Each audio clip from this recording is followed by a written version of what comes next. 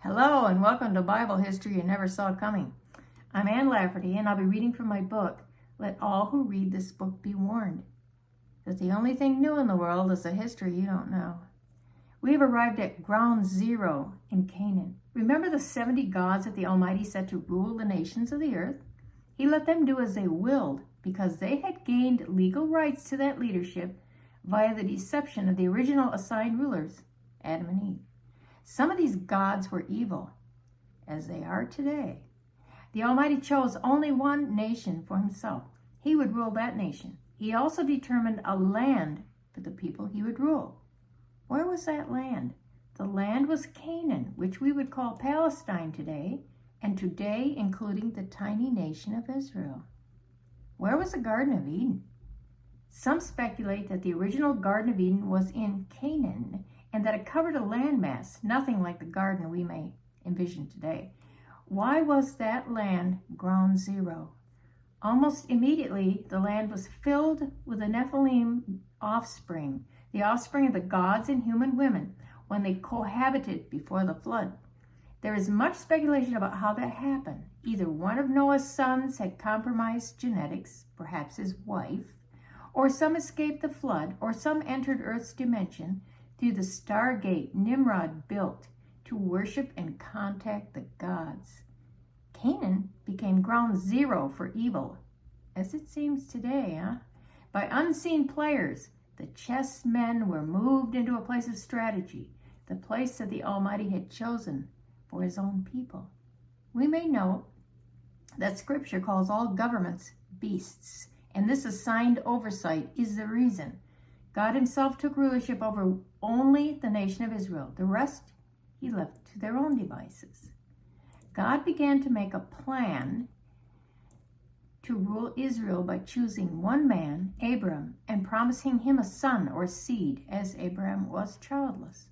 Abraham was born Abram,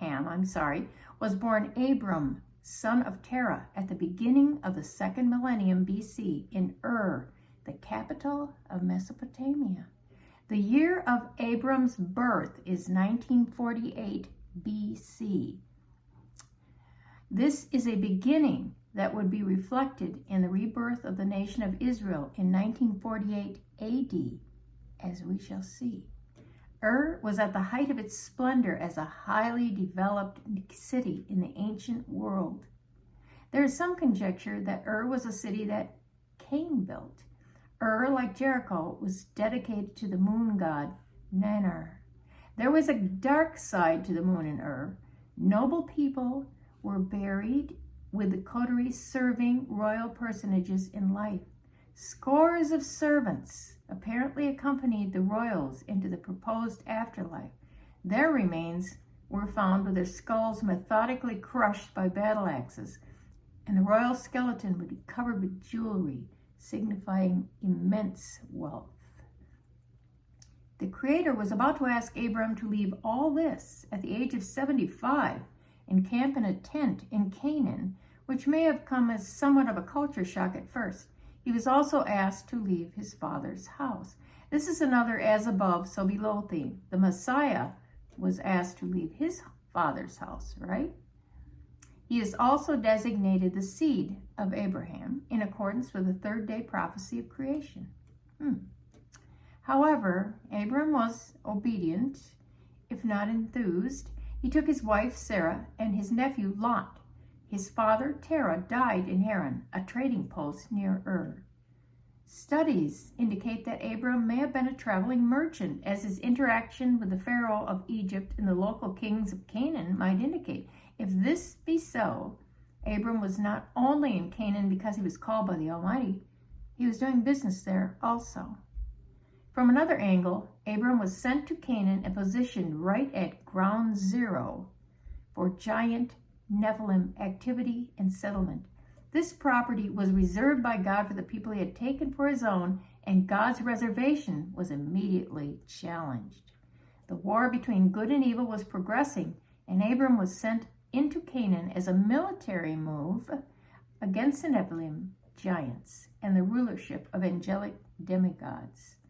Where was Canaan? Where would stand the city where God would put his name? ruined and ransacked by the great flood, changed utterly of topography, Canaan is positioned and posited the original Eden. There is no land so intensely coveted, so continually fought over to this day, and Abram was about to enter the fray. And we'll talk about this again on Monday. And remember, never lose your ambition to think.